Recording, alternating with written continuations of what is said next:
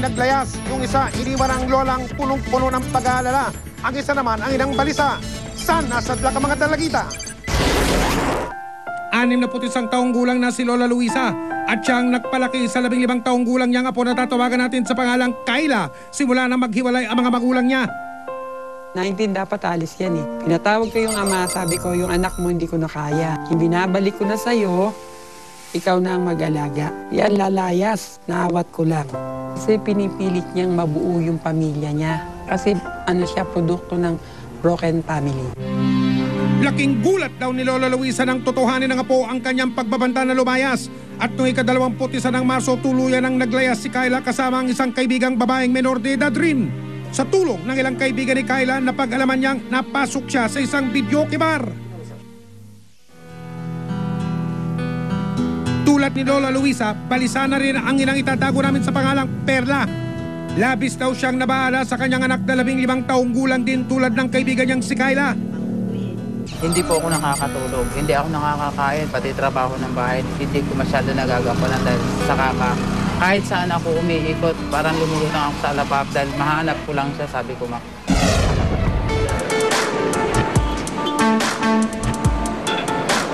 Agad naming inilapit sa Manila City Hall Public Assistance o Manila Chapa ang hinaing ng dalawang ina. At dahil pawang mga menor de edad, sina Kayla at Rayan, wala na kaming sinayang na oras. Agad nagplano ang mga operatiba na isasagawang rescue operation. Tagay tayo ng mga undercover natin, uminom doon.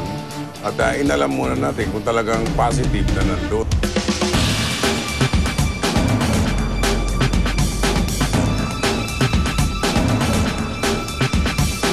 Pagdating sa target area, pumasok ang police asset at investigador sa videoke bar kung saan nagtatrabaho ang dalawang menor de edad.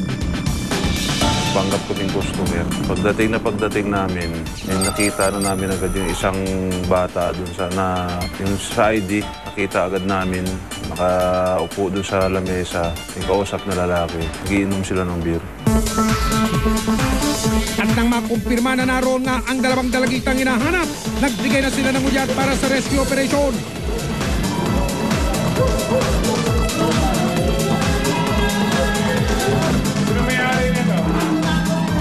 Nagulat ang lahat sa pagpasok ng mga operatiba.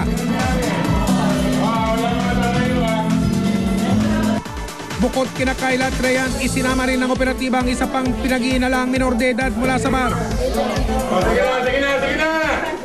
Wala lang arte-arte pa. Oo, ganito sa mobile. Inimbitahan din sa presinto ang tinurong may-ari ng videoke bar. Sige na, habol na lang sila sa sitio. Huli mo na lang sitio.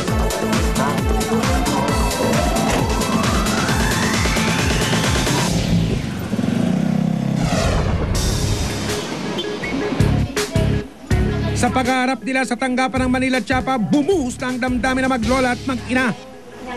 Sino yung sabi? Sino ang customer mo kanina? Nagsiserve lang kami. Nagsiserve lang kami. Wala kaming customer. Nagsiserve lang kami. Pero mag-ikaw. Sa kabila ng ipinakitang pag-aalala ni na Lola Luisa at Perla, nagmatigas pa rin ang mga naglayas na dalagita.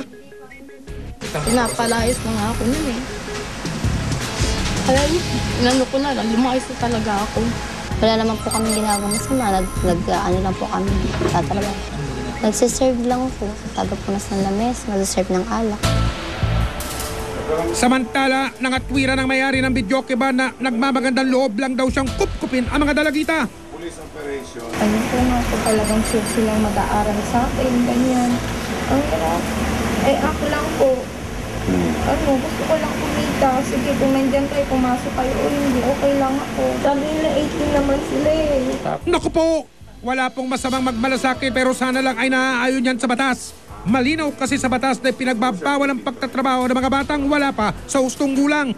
At lalong hindi raw angkop ang mga bata sa loob ng mga ganitong establishmento.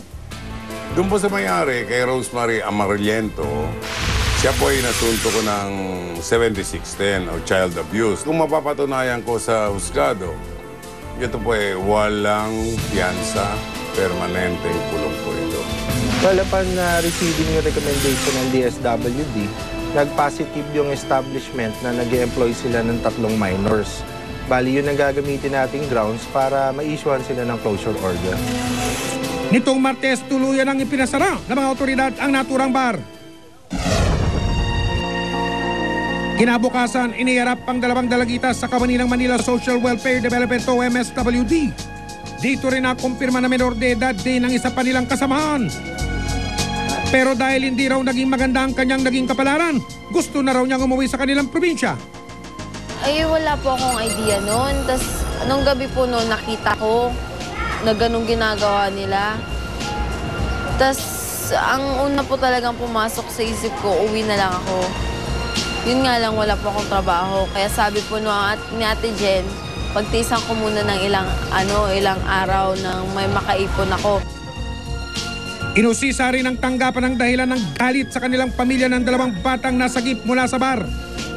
Pero gusto ko po sa sariling sikap ko na lang po.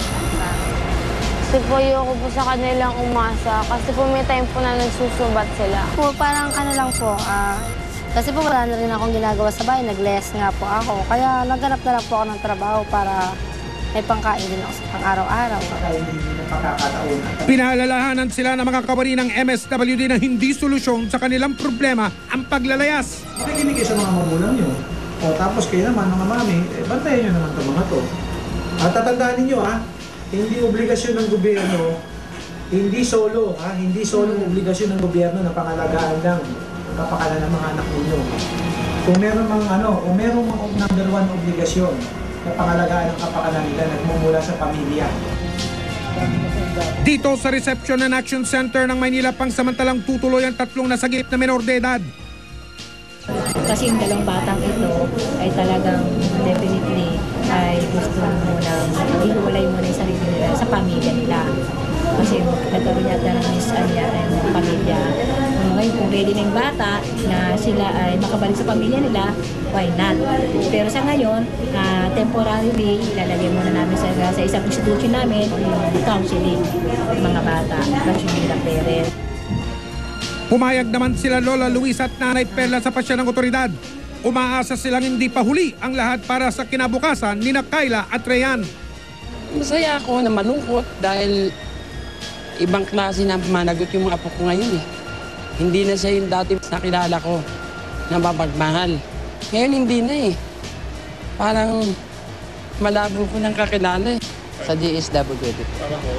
Para baka sakali po doon sila mabigyan ng aral dahil po sa amin. Baka kung hindi naman po namin sila palagi mababantayan.